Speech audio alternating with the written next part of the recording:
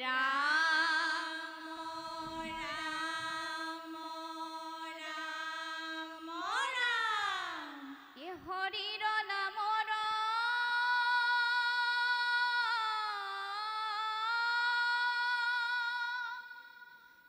মহিমা অপাৰ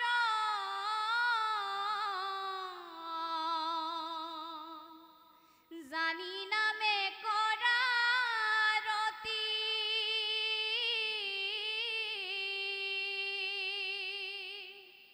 পাপীয় জামিলে মুকুতি লভিলে পুত্ৰ নাৰায়ণ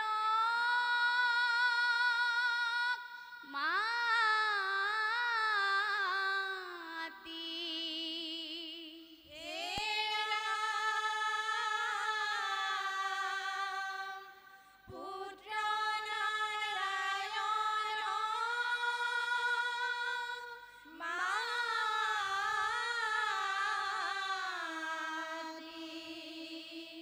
কৃষ্ণ নাৰায়ণ নাম ললে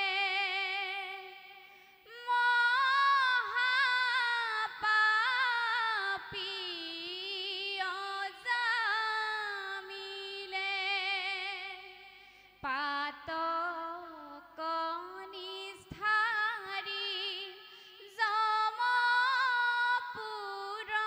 যমপুৰতৰি বৈকুণ্ঠত স্থান পালে অজামিলে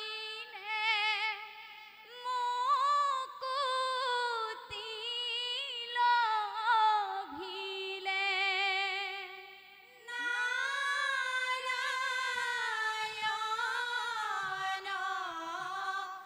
নাম ললে ই ৰাম ৰাম মহাপাপী অজামিলে কৃষ্ণ কৃষ্ণ পাতক নিষ্ঠাৰী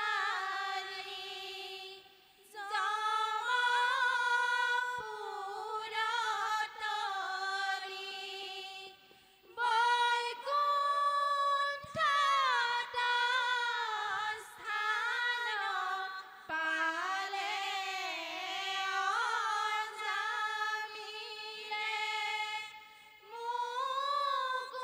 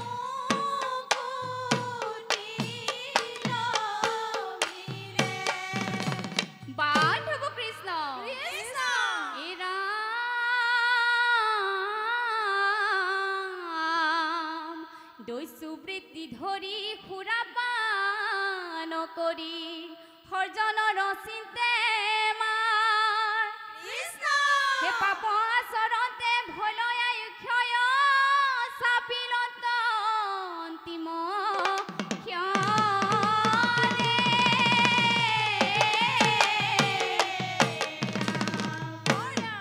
পাপ আচৰতে ভলৈ আয়ুক্ষয় চাপিল অন্তিম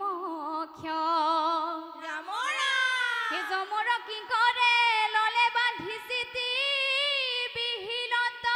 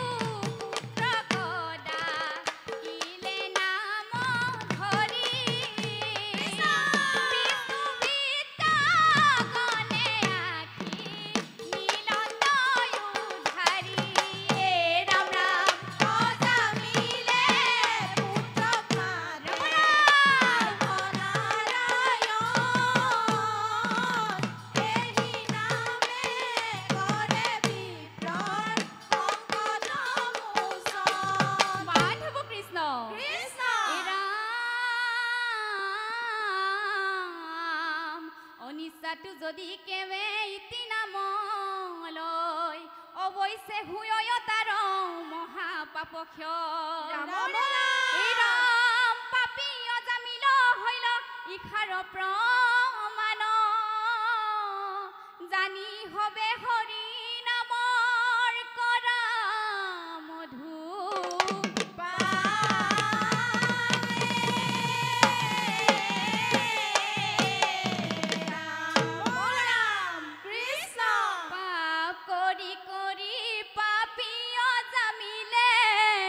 মজিলে বিষয়ৰ